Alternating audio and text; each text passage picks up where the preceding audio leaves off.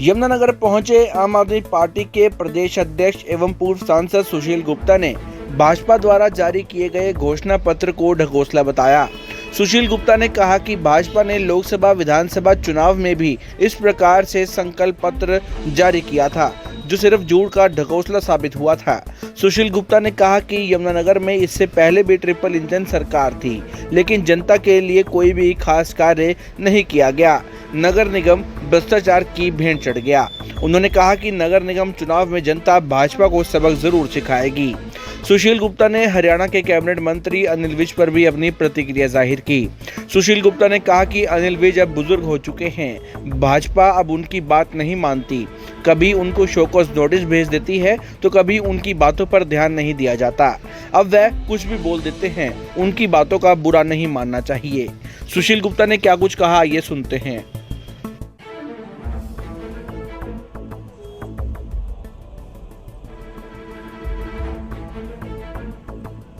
झूठ का ढकोसला है। इन्होंने देश के चुनाव में संकल्प पत्र जारी किया, आज तक लागू नहीं किया। इन्होंने हरियाणा के चुनाव में संकल्प पत्र लागू किया, आज तक लागू नहीं किया। अब ये चुनाव के समय लोगों को सपने बेचते हैं और चुनाव के बाद ये कहते हैं वो सपने की बात थी, हकीकत की बात नहीं है। संकल्प पत्र में जिन्होंने जितनी भी घोषणाएं की थी, कोई घोषणा इन्होंने लागू नहीं की है। आज ये निगम के चुनाव में, नगर पालिका के चुनाव में, नगर परिषद के चुनाव में सब जगह जाके कर रहे हैं ट्रिपल इंजन की सरकार बनेगी। मैं कह रहा हूँ पहले 2 इंजन इनके फेल हो गए, अब तीसरे इंजन की जरूरत है।